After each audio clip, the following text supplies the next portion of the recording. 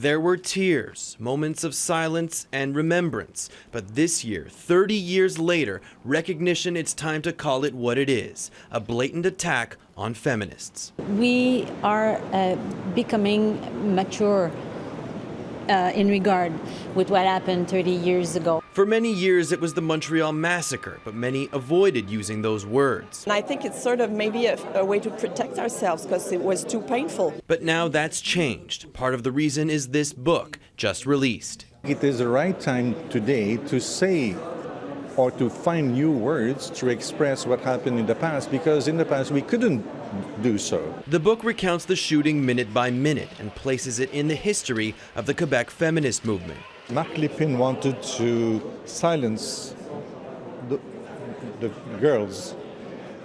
This book here is a way to give back their rights to talk and be heard. The shift in the conversation is personified here at a memorial park dedicated to the women killed on the 6th of December, 1989. Before, this sign just referred to a tragic event, but as of this week, it calls the mass shooting an anti-feminist attack. Once you name it, you can do something much more positive about it, I think, afterward. The book also portrays the women as more than just victims. It was time for us to look back and say, who were they? And where would they be today, 30 years down the road? And I know that they would have done miracles in our society. Like 23-year-old Annie Saint-Arnaud, who played the flute, wrote theater. She was Serge Saint-Arnaud's sister and Sonia Beauregard's best friend.